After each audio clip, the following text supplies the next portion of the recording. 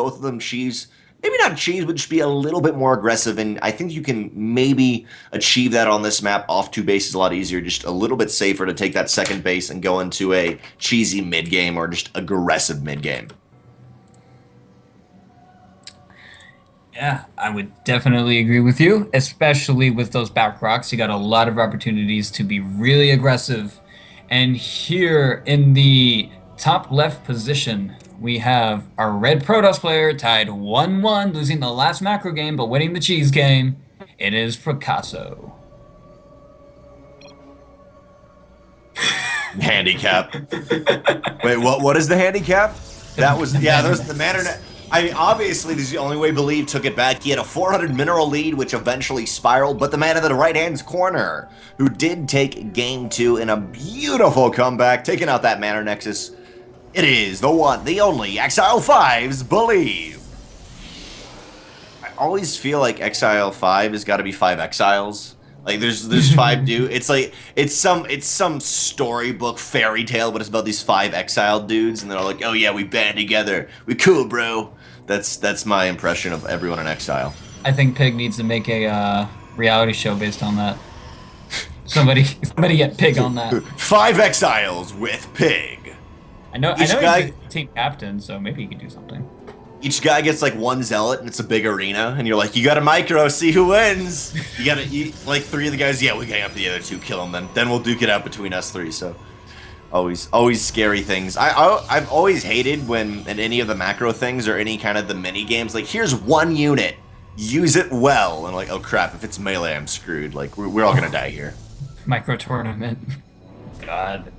Some of the compositions just don't make sense. We're seeing very similar openings here from last game. Both going 13 gate, double gas, nice and standard. Picasso has a slightly faster Cybercore, but that's most likely just from probably better probe stacking, probably led to that one. Or I think he actually took his second gas slightly later. So that could have also done it. So right now, oh please, the DTs, Picasso. I rely on you. Picasso this is Stargate. This is a Stargate. Picasso was cheesy in game 1, so he can keep the cheese on going. It should be a Stargate. In general, you don't see that much deviation. I was gonna say, yeah, this is a Stargate. That much deviation until like the 3+ minute mark in PvP. There is that early game where unless they're cheesing, nothing too crazy happens. But the Stargate, and that is a beautifully placed Stargate. It's gonna go straight into the mineral line. We'll see how well Believe scouts and sees if, okay, you're number 1 missing a pylon, number 2, where the crap is that gas? Yeah, so one thing Believe can do, and probably should do, is send that mothership core to the back rocks, because that is the absolute closest place, and then send it back. I believe, I've never really tested this myself, but I believe the mothership core can actually get to those back rocks and back before the Oracle. Yeah, it definitely can, based on this timing. Mothership core will be safe, but sadly, kind of moving in an awkward position. Will take a nice position, maybe to see a proxy pylon. You do see some aggressive pylons in that Mothership core's area, but Picasso, Oracle's going to come in, and Mothership core is still going to have to pull back to be able to do this. Oracle will come out in time, or at least be able to beat the Mothership core back. But no, Believe says, oh crap, I actually think I know what you're doing here. The the Stalker of Picasso is moving across the map, and he's going all out with this, adding on 2 more gates. This is proxy Stargate into a big old 3-gate. Torkk.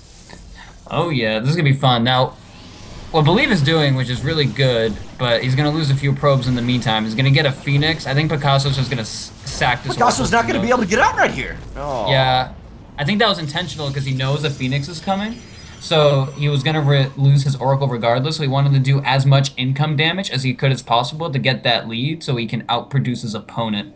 Now, Believe is going to go scout with this Phoenix to kind of see if there's any follow-up aggression. He's going to verify where that Stargate is. I hope he does not send the Mothership core to go kill that, because that would be suicide at this point. Picasso's in a really good position because he now has a probe lead. He killed so many probes, he'll be able to outproduce Believe. He's going to trigger the Photon Overcharge. He won't have one for the next attack, though. Not only does Picasso have... Oh, that pylon's going to go down, sadly. Not only does Picasso have an income lead, but he's also up by 2 gates, and this early on is just going to 100% outproduce Believe here. Picasso being very careful. Getting down the rocks, does not want to let his force be split in. Is just waiting a little while to move in past this filter and overcharge, and honestly, Believe, the Void Ray's on the way, but it's not going to be enough. That first Phoenix I like. Maybe it can negate 1 Stalker, but there's so much here. Torkk probes are going to have to be pulled by Believe to make this happen. Yeah, he's gonna have to pull a Terran over here, but I still don't think this can happen. Like, he can negate some DPS with 1 Phoenix, and then he can maybe get some DPS with the Void Ray, but he'll get focused down immediately. Like, he just does not have the amount of DPS to be able to deal with this unless Picasso finds a way to get into a horrific position. He is gonna lose 1 Stalker, but he gets and the Mothership Core goes down.